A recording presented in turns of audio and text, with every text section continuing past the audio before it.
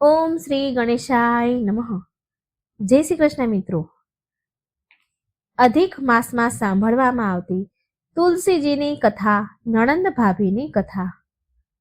તુલસી માની વાર્તા સાંભળવાથી એકાદશીના વ્રત કર્યા બરોબર પુણ્ય ફળ મળે છે.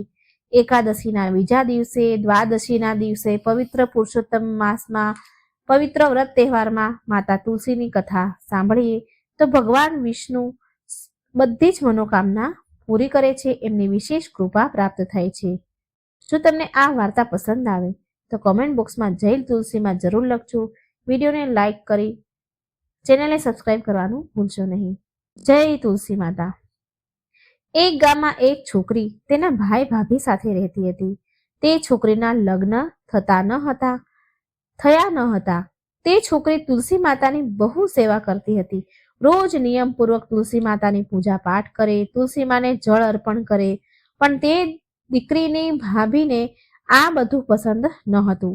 તે હંમેશા તેની નણંદને મેણા ટોણા માર્યા કરે કે જ્યારે જુઓ ત્યારે તુલસી માં સામે જ ઊભી રહીને પૂજા કર્યા કરે છે, બીજું કોઈ કામકાજ કરતી નથી. બસ આખો દિવસ તુલસી તુલસી તુલસી કર્યા કરે છે. હવે જ્યારે તારા લગ્ન થશે ને તો જાનવાળાને તુલસી જ ખાવા આપીશ અને કર્યાવરમાં પણ તને તુલસી જ આપીશ. થોડા સમય પછી નણંદની સગાઈ નક્કી થઈ અને પછી લગ્નનો પણ સમય આવ્યો. પણ જેવી રીતે ભાભી રોજ કહેતી હતી એવું જ એણે કર્યું. તુલસીનું કુંડું જાનવાળા સામે પછાડીને તોડ્યું અને તે ખાવા માટે કહ્યું. નણંદ તુલસી માતાની ભક્ત હતી અને તેને આવું જોઈ તુલસી માને પ્રાર્થના કરી અને તે દીકરીની પ્રાર્થના તુલસી માતાએ સાંભળી લીધી અને તૂટેલું કુંડું સ્વાદિષ્ટ ભોજનમાં ફરી ગયું અને ભાભીએ નણંદને તુલસીની માળા ગળામાં પહેરાવી. કોઈ સોના ફૂલ નહીં, તુલસીની માળા નણંદને ગળામાં પહેરાવી.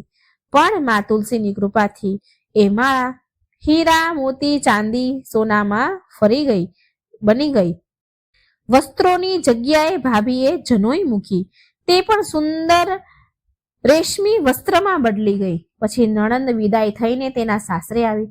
સાસરીમાં દીકરીને આટલા ઘરેણા પહેરીને જોયા અને એટલો બધો કરિયાવર લાવતા જોઈ તો બધા જ ગામના લોકો તે દીકરીના બહુ વખાણ કરવા લાગ્યા.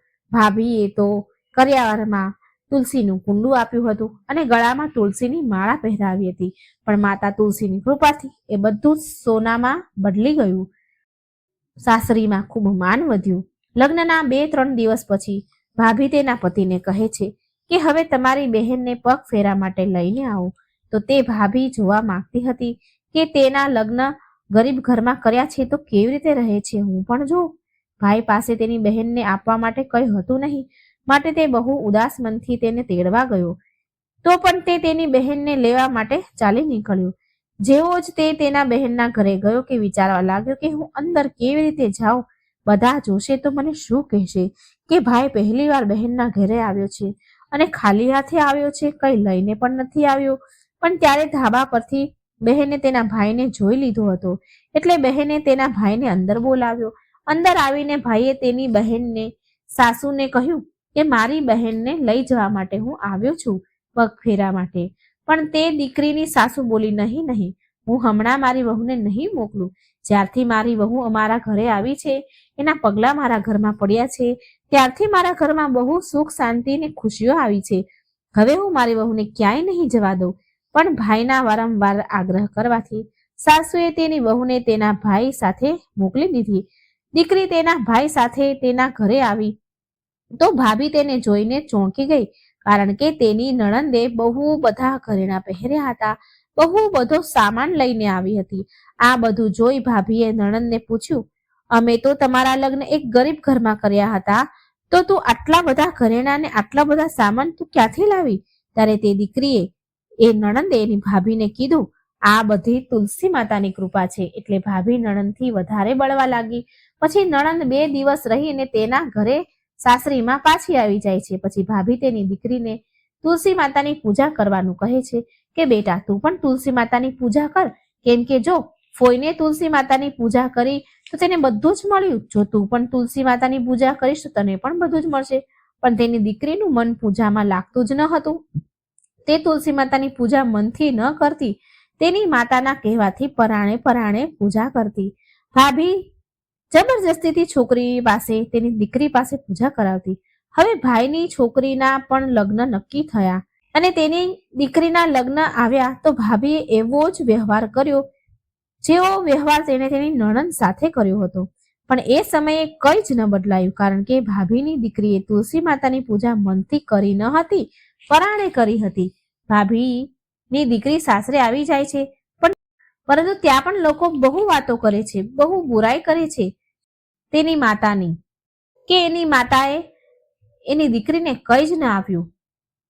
2-3 દિવસ પછી ભાભી તેના પતિને કહે છે, જાઓ મારી દીકરીને પગ ફેરા માટે લઈ આવો. તેનો પતિ દીકરીને લેવા જાય છે, પણ આ શું, દીકરી પર તો કોઈ ઘરેણા ન હતા અને ન કોઈ સામાન હતો. બહુ જ ગરીબ હાલતમાં આવી હતી છોકરી ઘરે.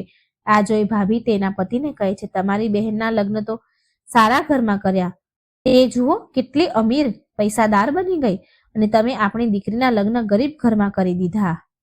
ત્યારે તેનો પતિ બોલ્યો કે મારી બહેન તુલસી માતાની પૂજા પૂરા મનથી કરતી હતી, તો તેને તેનું ફળ મળ્યું, અને આપણી દીકરીએ તુલસી માતાની પૂજા મનથી ન કરી, લાલચથી કરી, એટલે એને એવું ફળ મળ્યું. જે જેવું કરે છે તેવું જ ફળ મળે છે, અને આમાં કોઈનું પણ કંઈ ચાલતું નથી, આમાં કોઈની કંઈ ભૂલ નથી. પછી ભાભીએ માં તુલસીની માફી માંગી, ક્ષમા યાચના કરી, અને ધીરે ધીરે પછી તેના ઘરમાં પણ સુખ સમૃદ્ધિ આવી. હે તુલસી માં, તમે જેવા નણંદને ફળ્યા તેવા સહુને ફળજો. કથા વાંચનાર, સાંભળનાર, હોકારો ભરનાર બધા ઉપર તમારી કૃપા દ્રષ્ટિ રાખજો. સુખ સમૃદ્ધિ શાંતિ આપજો. જય તુલસી માં.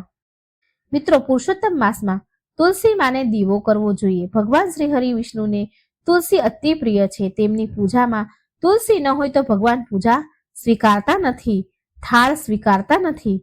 જો તમારા ઘરમાં શાલિગ્રામ છે તો તેના પર તુલસી પત્ર અવશ્ય ચડાવવું જોઈએ. હજારો ગણું શુભ ફળ મળે છે આમ કરવાથી. તો મિત્રો, મારી વાર્તા ગમી હોય તો મારી ચેનલને લાઈક કરજો, સબસ્ક્રાઇબ કરજો, અને કમેન્ટ બોક્સમાં જય તુલસીમાં જરૂર લખજો. અધિક માસમાં તુલસી માતાની વાર્તા સાંભળજો અને સહુને સંભળાવજો. જય શ્રી કૃષ્ણ. રાધે રાધે. Thank you.